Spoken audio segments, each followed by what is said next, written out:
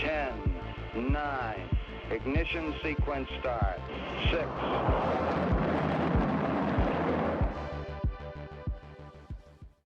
Hello, and welcome to Rocket Fuel, your daily update of everything that's happening in the Rocket Pool community. My name is Whack Whack Attack. Today is February 6th, and there are a few things I'm covering in today's episode that are going to be quite controversial. So for the first one, we're going to go back in time a little bit. So here we have a comment by Invisible Symbol, also known as Invis. It says, fun fact, if you want someone in particular to not withdraw any of their staked RPL, simply call stake4 with their node address once every 28 days, and they will be unable to withdraw any staked RPL. There isn't even a dust check, so you can just send 10 to the minus 18 RPL each time, which is the smallest amount that you can send. And then there was some emotes on here. So this was on the 4th. And a bunch of people kind of emoted and laughed. And yeah. So then what happens after that?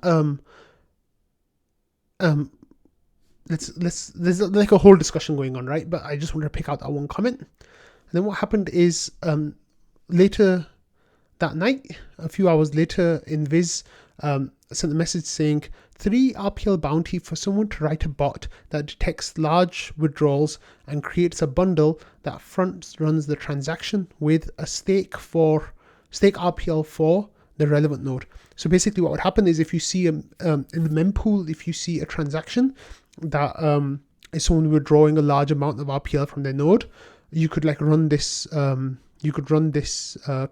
stake RPL for, and basically when the person tries to front run it, so you do it before that person does theirs, and if you get in front of it, then it would block them from with being able to withdraw that RPL, and that transaction would fail. So what happens is, yeah, and then Invis says, call it the dump preventer 2000. And Sneaky says, that's crazy, does that really work? And yeah, it says stake RPL4 literally calls the same function as stake RPL does, so I don't see why it wouldn't trigger the cooldown. So let me explain the cooldown. When Rocket Pool started, there was this idea that some people would be able to exploit the rewards, as in they'd be able to stake and then get rewards and unstake, and they'd be able to game the system basically by getting rewards for periods where they weren't staked.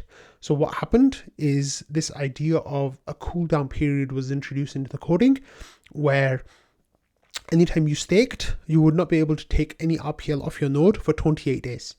Now, in I think Redstone, in the Redstone update, a new feature was installed called stake on behalf. So I used this for my whale marriage, where there was a node set up. I interacted with the contract through the Rocket Pool website's front end with the stake on behalf feature, and I sent money directly to the node using that feature, and it was staked automatically. So Ramana was not able to touch the RPL at all. I just did it all remotely and use that feature. So that was the intended purpose, or one of the intended purposes for stake on behalf.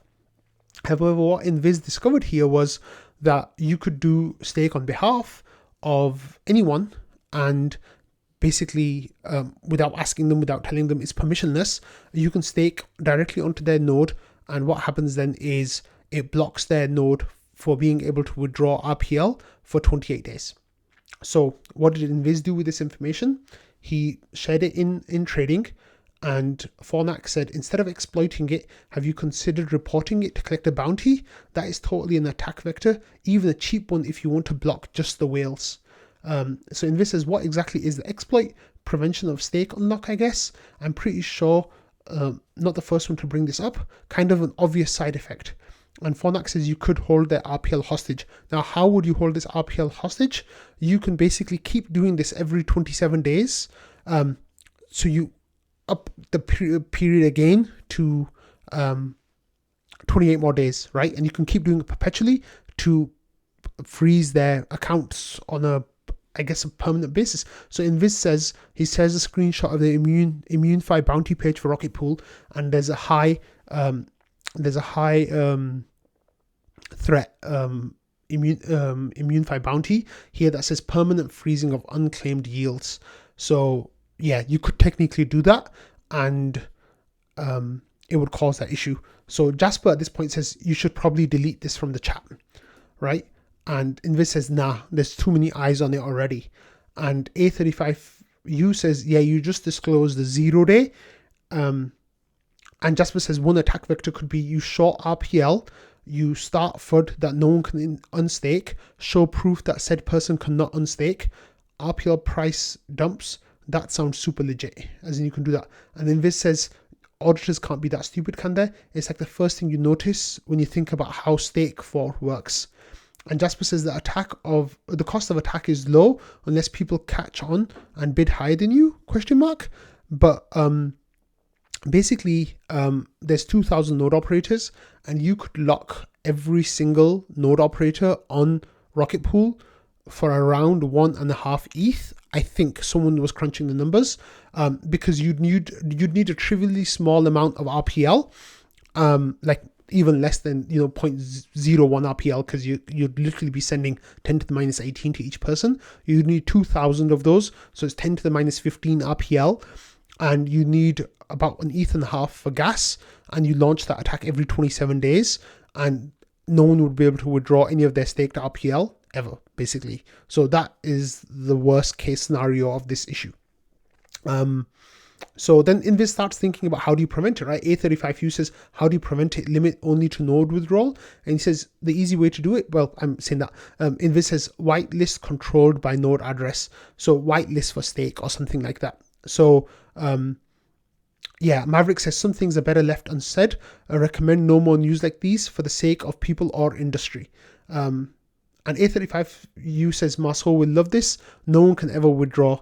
And Invis says, anyone got his address handy? I just want to check something real quick. So yeah, so this discussion was like just starting around here. A point that's been made a few times that it was 4 a.m. where Invis was in Central Europe. I'm just relaying the facts, right? So yeah, so that we already covered that. So then what happens later is yeah, Invis had a thought at 4 a.m. maybe he shouldn't have. And then non-fungible Yoakum says, I'm of the opinion that this should be broadcast as little as possible. And Ludi says, too late. And Invis says, let's just hide trading for now. Nobody will notice we did that. And then Maverick says, can we just delete it instead? Please, I'm begging, right? So I don't know if that's him literally begging. That's how people interpret it, or if that's just like, some meme from something, I'm not sure. But he's literally using the words I'm begging. And then Invis says, but the legacy, the history, the memories. And he says, it's not about the message we send, but the messages we reacted to with a kek emoji, the laughing emoji. Yeah. So then what happens after that is Kane chimes in. He says, nice disclosure, Invis, thank you for that. And then Jasper says, should we be hush hush? And Kane says, it's public either way now. It'll definitely be patched in Atlas. So nobody really knew how to react to that in the community, whether you should be hush hush, but Kane's saying it's public now either way, so that's why we're talking about it in Rocket Fuel. And he says it'll be patched, right? So what's happening is Kane at this point says that depending on what he's like, boss, he said, what's the payout for that? How much is Invis missing out on? And Kane says if it was a medium bounty, then it's $5,000. If it was a high bounty, then it was $25,000. So there's a case to be made that this was a high bounty, because it's an attack vector that could be used perpetually for permanent freezing of funds of everyone. But that is just semantics. What happened here was, because Invis talked about it publicly to begin with, that forfeited one of the criteria for the Immunify bounty, and he wouldn't have been eligible for a bounty. So yeah. So what happens is Invis sends Marceau 0.0000000001 RPL and basically locks his node for 28 days. So then what happens next is Marceau pops into trading, and people say Invis sees him typing and he says, oh shit, bye guys. And Valdov says, oh hi Marcy. And then people are saying lol, and Invis is like kind of hiding away. And Marceau says, so we're tolerant of a low quality contributor and known troll using an exploit to grief node operators. This doesn't affect me personally, but why isn't this an insta-ban? So I think at this point, maybe there's two things. One, either that Marceau doesn't know that he got dusted this way and grief attacked, or he's saying it because he's under 150% in terms of collateral, but he's saying this doesn't affect me personally, but why isn't this an instantly bannable offense? So yeah, and then Dondo says, wait, did Invis actually grief? And Bossy says, yeah, to Marcy.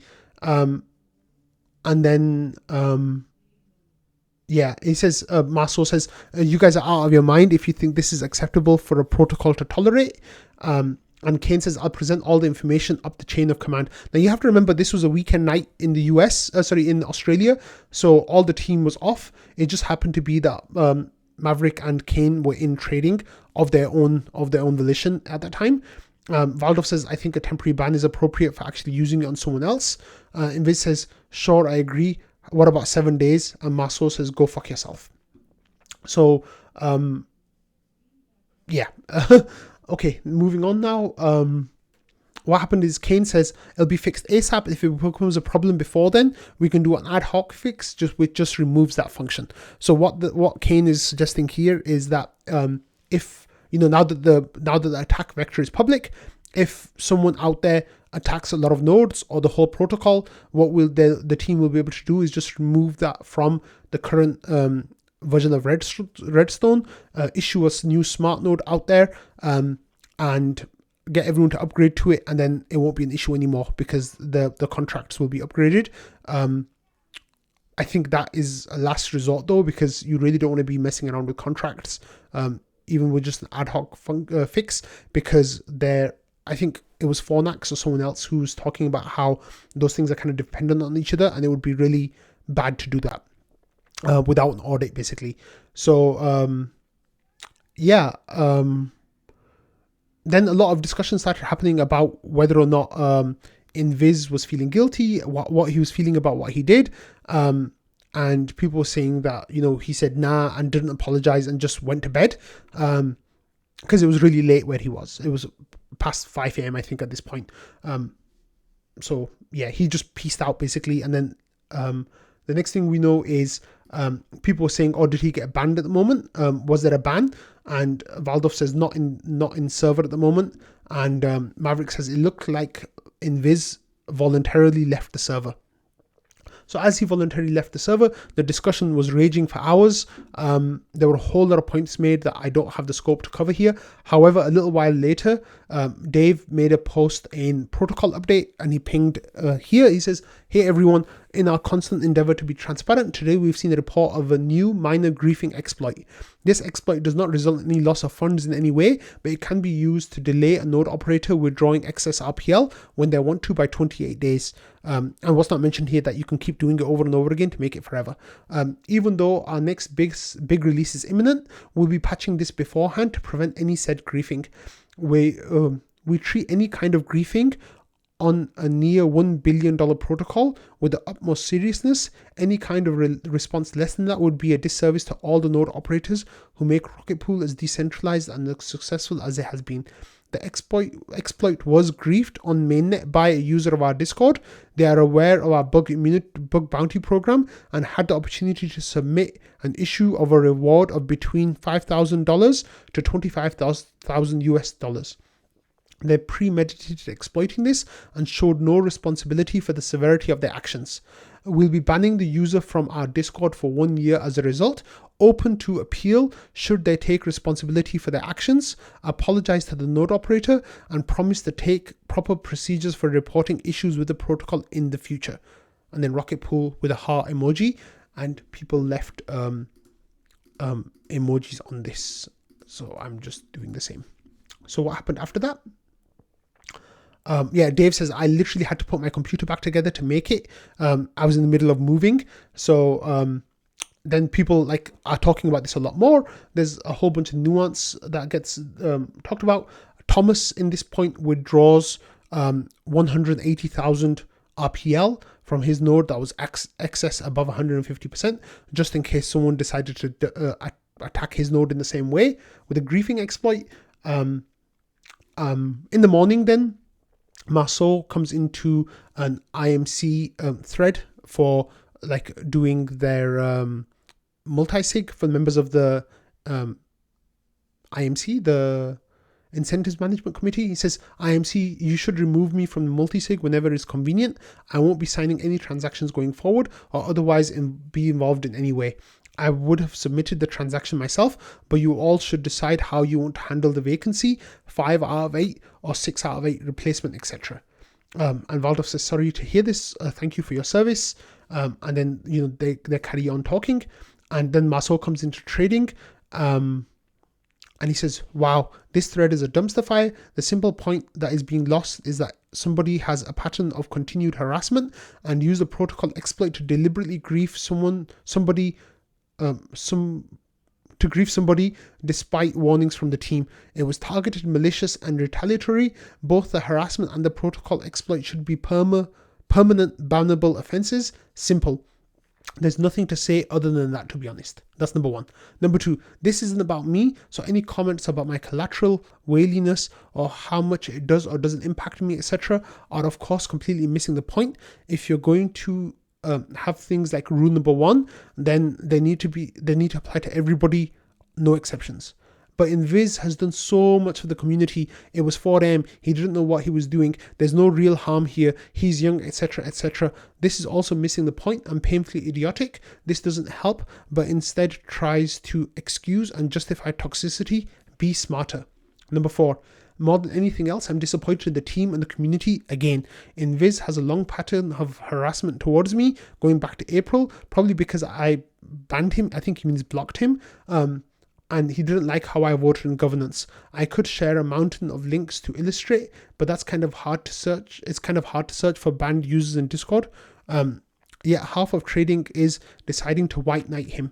I raised this to Mav and Langas a while back. Ultimately, it took him literally exploiting the protocol to get a response from the team. And in my opinion, they continue not to take community management seriously, despite having 1/6 of the staff dedicated to it. I wish you guys the best of luck. I'll be cheering on from a distance. With that, Marceau then left the server. So he's not part of the Rocket Pool Discord anymore. And then people started responding to Marceau's comments. Waldorf says, I agree the exploit requires a consequence flat out. And number 2, 100% agree. Number 3, mitigating factors don't change the need for a consequence. I think they should be considered when determining duration, path back, if any, etc. Number 4, I don't think anyone is white knighting Invis. Acknowledging positives doesn't diminish negatives. And then people saying, Drez was saying, agree on everything except part 4. Don't understand how the team or the community should be responsible and take the blame for Invis's actions. And Shifrin says, I have to say, after reading through all of the responses up to this point, I think 99% of the community is upset with Invis's actions. There are definitely a couple of outliers, but that's expected in any community, in my opinion. And Nosho says what Waldorf said, basically agree with Waldorf. But I agree with this, though. In my opinion, they continue not to take community management seriously. So then that started a whole other discussion. But yeah, this was a really, really big point from the weekend, and people are still talking about it right now. That I'm definitely missing a whole bunch of stuff that happened in this conversation. So please message me if I've done that, and I'll fix it in tomorrow's episode. But yeah, this was a really big deal, and where we stand now is that Marceau has left the server, and I doubt he'll be making comments in the Rocket Pool Discord again, and Invis has been banned for 1 year currently as things stand, unless he apologizes and tries to make things right. I don't know how that's going to go, but that's where we stand at the moment. So yeah, RPL Maxi.eth, formerly Lucian, had this comment. He says, I think in general, it's a good thing that Invis found this exploit. Yes, he approached it in the worst possible way.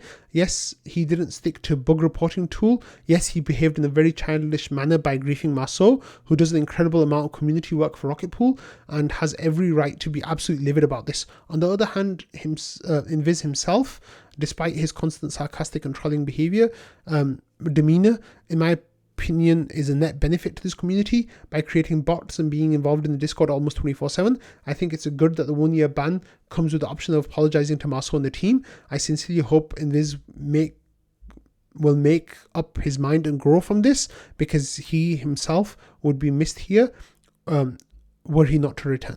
So I think that this is an interesting point, and it kind of covers what some of the things Marceau was saying in his comment about white knighting him and whether or not he is worth it's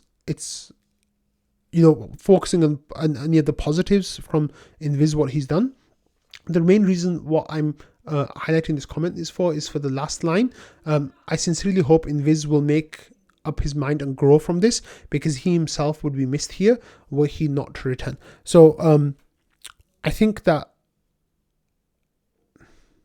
actually, you know what, forget that I shared this last point. I don't think I'm going to inject my opinion into this, and if I have already, I'm sorry about that. I'm just stating fact the way it is. So maybe I'll leave it at that. Moving on. So one of the things that Invis has done in the community is doing something called checkpoint sync, which is a tool that he set up, which means that you can use addresses that he has for speeding up your syncing of clients on your smart node, right? So if you are starting staking today, then you can put Invis's checkpoint sync in there, and your client will start syncing from that point, and it'll just make you getting back online much easier, or setting up a new node much easier than if you hadn't done that. So this is something I used myself when my power went out in December.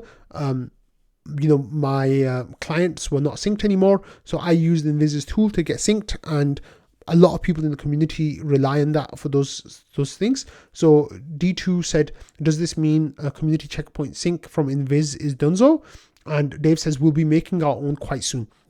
So I think this is a really valuable tool that the team is going to be setting up. It's great that Invis has been doing that so far, but I think it's better that the team is doing that. Of course, then, there's trust assumptions, all that kind of stuff, but maybe having multiple is better than having just one. So yeah. Okay. So I have this thing here that we talked about last week quite a lot, about when we're going to get Atlas in relation to Shanghai. And one of the things that I was talking about was how much I really hope the team does everything they can to get Atlas out before Shanghai. And then Dondo shared the screenshot. Jay says, is LEB 8 scheduled to be implemented before Shanghai? So this was on the 3rd, which is Friday. And Kane replies saying, it's looking like it. There's no hard date for Shanghai, so we can't say for certain. So that, I'm sure Kane knows that, the all core devs call kind of mooted middle of March as a date for when Shanghai goes live. And Langas was kind of talking about towards the later middle / end of March of when Atlas would go live, and I was expressing a lot of worry about that on Rocket Fuel, but it looks like because of what Kane said here, hopefully we can get Atlas through before Shanghai, which would be absolutely amazing. So then Jasper replies by saying, Kane, you giving Crypto Twitter bread before us, how dare you, sir? Would the audit report be back, do you all think? When did they say it was due? And then Kane says, hardly bread. I'm just speculating on Shanghai date being later than when Atlas will be ready. So at that point, I don't know how to exactly take that, but maybe we'll be all good. And I really hope that's the case. So please get it out before Shanghai. Please get Atlas out before Shanghai. So yeah. Okay. So just as we talked in the first 20 minutes of this episode about something really controversial, next we have something else that was really interesting that happened on Friday. So this was kind of going on while I was getting the episode out, so I didn't really have time to cover it in the episode. So Ramana says, whoa, the premium is back, what's going on? and then the premium was at 1.836%, which would net you about 0.25 ETH if you were to ARB that by starting up a mini pool using Rocket ARB. So people are just like, wow, what's going on? So Pateris shared a screenshot from Rocket Scan, and here it shows that there was someone who swapped 1,600 ETH into rETH, and that had moved up the premium. And then he shared another screenshot here of someone swapping USDC, 1 million USDC for, oh no, that's the same one, sorry. Yeah, 1.1 million USDC for 1,492 rETH through Uniswap. And so and D2 was like, wow, that's a lot of rETH. And then showed another transaction of someone, that person basically holding their wallet was holding $71 million worth of wrapped ETH, which is Lido's wrapped ETH, and then $10 million worth of rETH, which was 5,600 ETH worth. rETH, yeah, 5,000, nearly 6,000 ETH worth of rETH as well. So this person definitely had a lot of crypto, $82 million worth of crypto in their wallet. And then we got some interesting information that this person happened to be the BNB bridge exploiter too. So they're doing some wallet investigation here, showed that this person was the BNB bridge exploiter, and they got that's where they got their crypto from. Now, if you have an idea of who the BNB bridge exploiter is, the prevailing theory is that there's North Korean hackers. So what has happened is we have North Korean hackers potentially swapping hacked crypto into rETH. And yeah, let's see this tweet. It says the BNB bridge exploiter has become the fourth largest holder of rETH.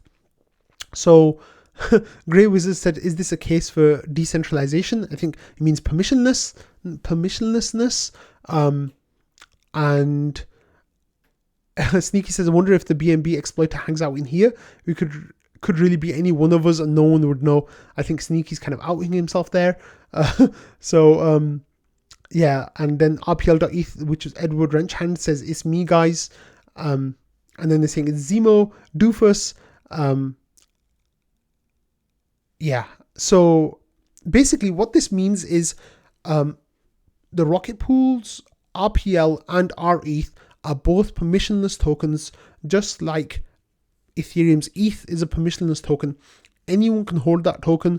There's no way to stop anyone from holding those tokens. There's no way to block the tokens. There's no way to restrict anyone from holding the tokens. It's literally part of the protocol, is that this is a permissionless, trustless, open source, decentralized project that no one can stop. It's unstoppable. The contracts are out there. There's no way to stop you from interacting with them. Even with Tornado Cash, where there's sanctions against interacting with Tornado Cash, it still is... you can still interact with Tornado Cash. There's no one stopping anyone from interacting with Tornado Cash except, the MEV boost using OFAC sanctions list. But there's nearly 40% of validators are not blocking those transactions.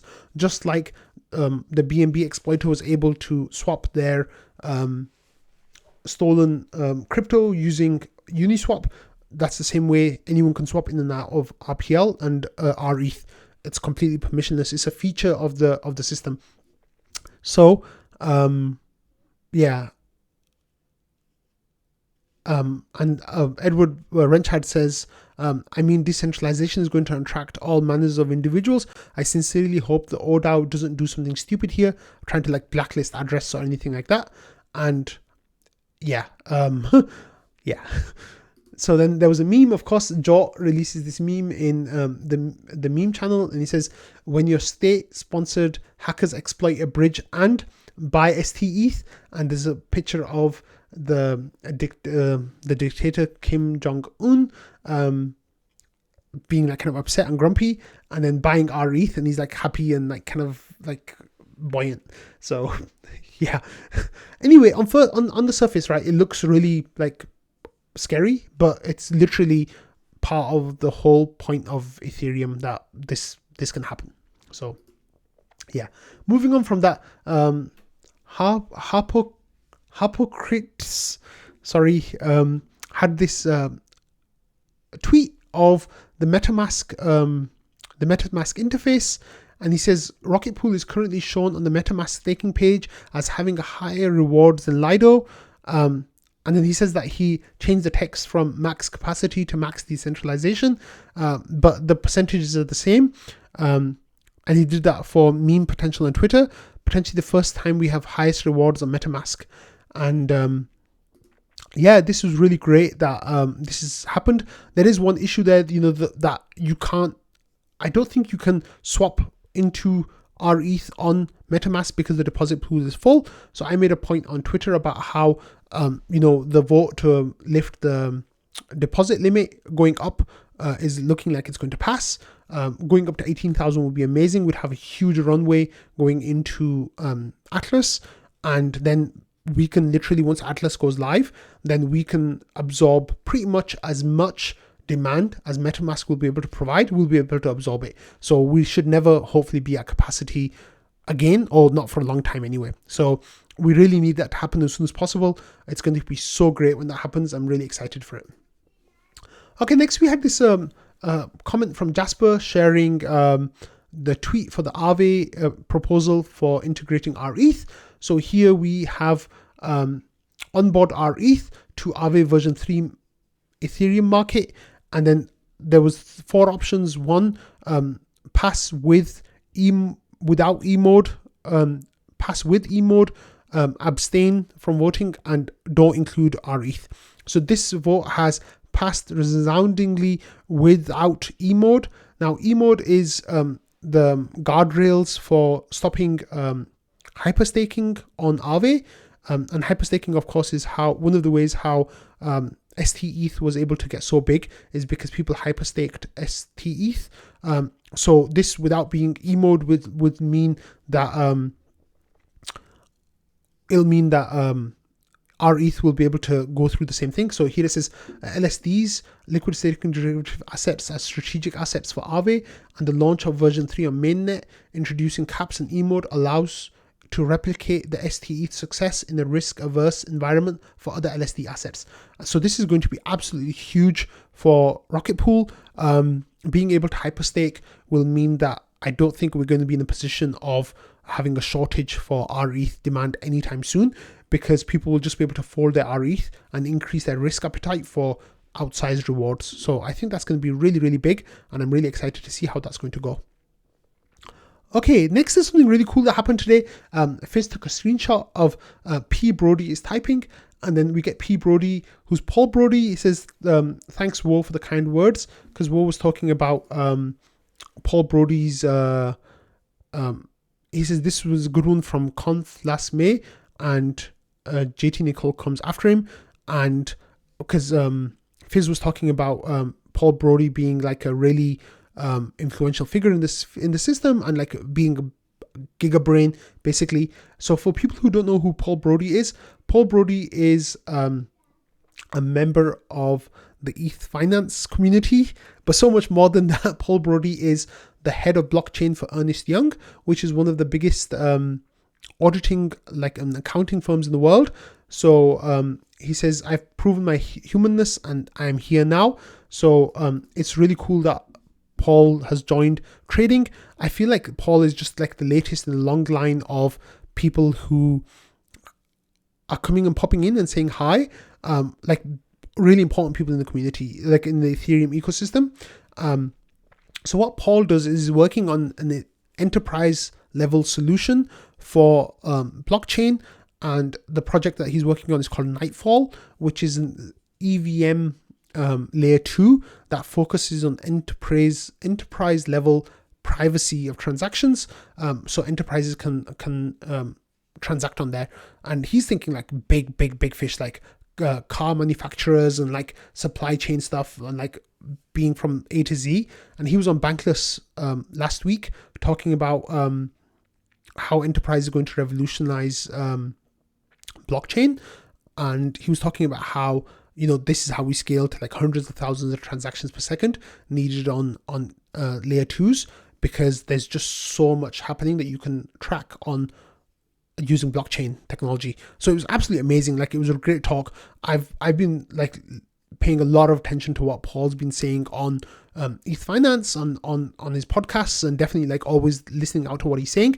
So it's really awesome to have Paul here. A lot of people share that sentiment, and we're really happy that he's here as well. So Jasper says, loved your last Bankless episode. Wo says, good to see you again, Paul Brody. And Ramana says, wow, this place really is the coolest club in town. And then people started asking him questions, and like he only popped in for a little while, but it was really amazing to see Paul Brody in here, and hopefully he'll be popping by more and more frequently. And yeah, it'd be really cool if that happened. And then, of course, just as Paul Brody comes in, we also had Justin Drake coming yesterday. He says roughly half of the Rocket Pool operators and mini pools are now connected to the ultrasound relay via the recent version of Rocket Pool. If you're running version 1.6x, 1.7x, 1.70, 1.71, consider upgrading to 1.7.5, if anything, for the security updates. But then if you've checked the box that if you're willing to have non-OFAC compliant relays on your smart node, then you will connect to the ultrasound relay, which is really great. So it's so great that Justin Drake gave us a nice little update of how many people on Rocket Pool are now using the ultrasound relay. Of course, I'm using it. It's fantastic. I really like this idea from Phiz that he shared. He said, it would be cool to see an unofficial Rocket Pool summit during ETH Denver, where we kind of sit down in the room and have discussions and presentations that are specific to Rocket Pool's growth and development, both in biz dev and community, a chance to get really aligned more than just meet and chat. I really like this idea because I feel like we have the meet and chat stuff covered. Like it's down, right? Like everyone knows, come and hang out at the booth. We'll meet people in some of the Rocket Pool houses. There'll be lots of like unofficial gatherings of people like from Discord. However, this idea of like a Rocket Pool summit, I've not really seen that floated anywhere. And I think it would be so incredibly productive to have something like that. I'm not sure how the logistics of it would work out, like where it would be hosted, who would be invited, when it would take place. All of that kind of stuff. Like, I don't know how that would work, but the idea from Phiz is definitely a really, really great one. So it's something that I would love to see if possible.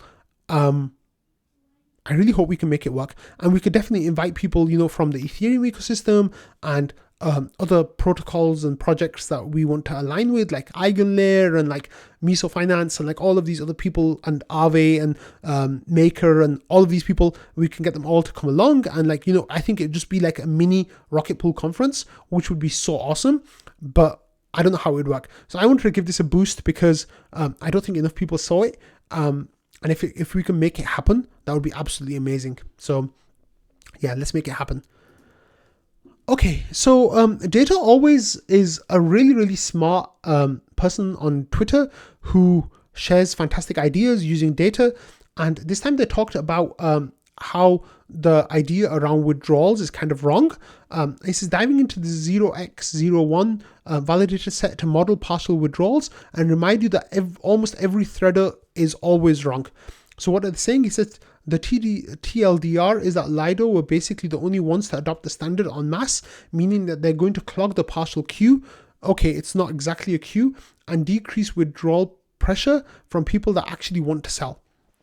So what Data Always is saying here is that all this FUD that's going around that people will withdraw and sell their ETH is basically not going to happen to the extent that people have been kind of fudding that it will happen. It says, please stop the nonsense about 400,000 ETH in partial withdrawals the first day. Those numbers are delusional. There will be around 100,000 non-Lido on day one, and it will peak at less than 250,000 ETH a day. It's basically a catch phrase now. what's the point of all data being public in crypto if no one bothers to look at it? So this information is there, and yeah, it means that the bottlenecks will be in place that will definitely slow down any withdrawals as Shanghai goes live. So definitely click on this Substack article to look at all the information, and it's a really detailed post that goes into great depths about just how little sell pressure there will be compared to the FUD that's going out there. So definitely give that a read. It's a really good read. And even though it's not specifically related to Rocket Pool, of course, it will impact us because of withdrawals as well. Okay, next we had this comment from Petrus, who says Rocket Pool versus Lido on Bankless weekly rollup. So let's go to the weekly rollup and have a look at what the Bankless guys were saying about Rocket Pool on there. This is some interesting culture wars. Actually, let me just pause it really quickly. So this was in reply to Nixo's tweet that went out about voting to limit, self-limit or not limit. And yeah, they present it as a kind of culture war between the culture of Lido and the culture of Rocket Pool. RPL, the Rocket Pool community, and Lido.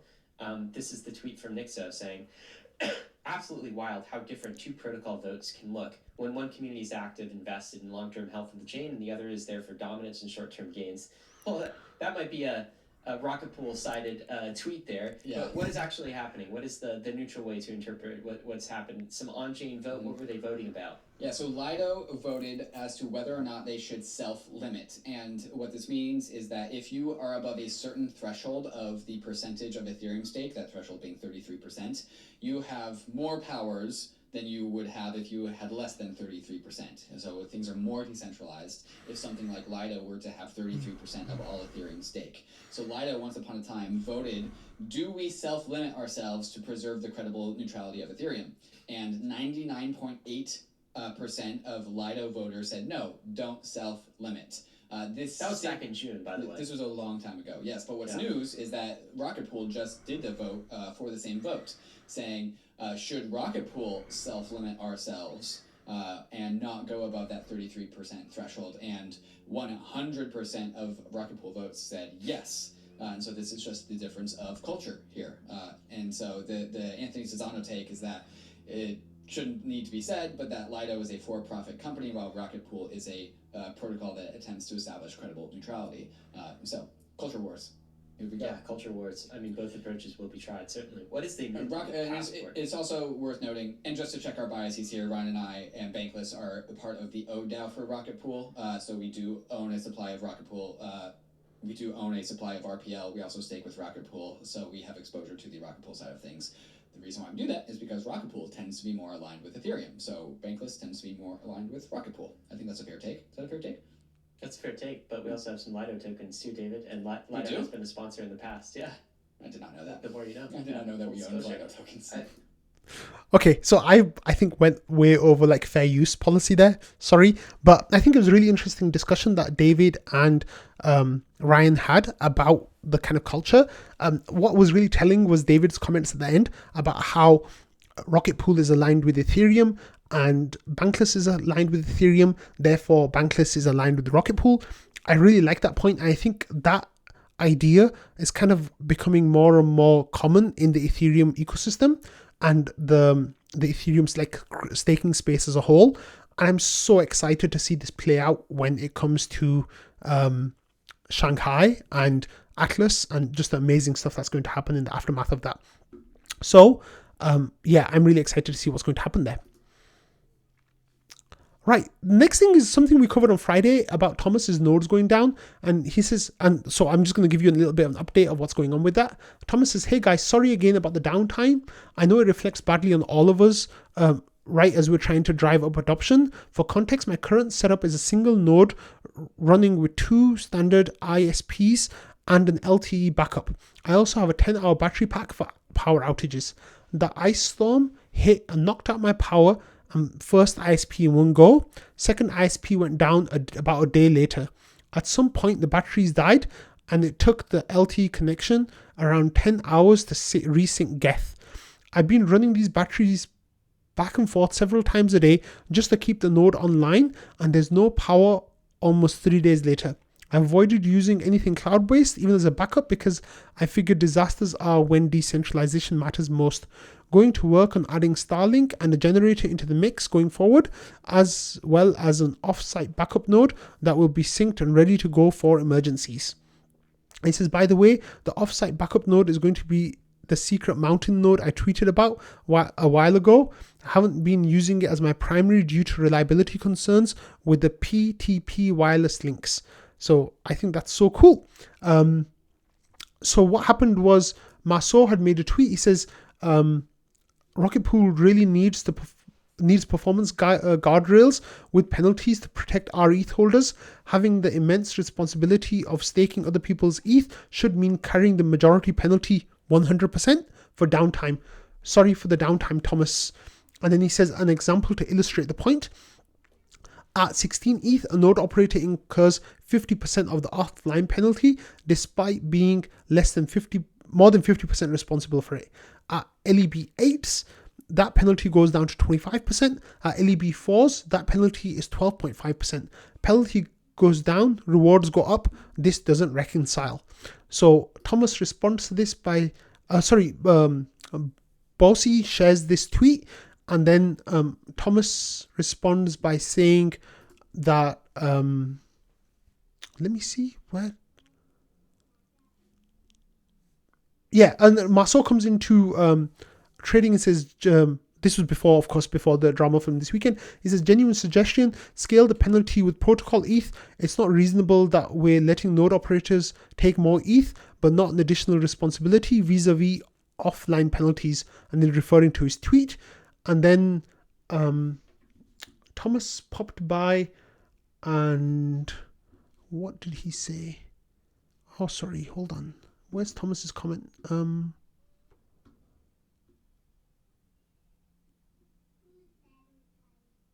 Let me see. I'm sorry. Yeah. He is. Thomas says. Patches says, is the reason why you didn't use the rescue node, Thomas? And he says, I really should have in hindsight. In short, I didn't think it would take so long for my node to sync on LTE. And then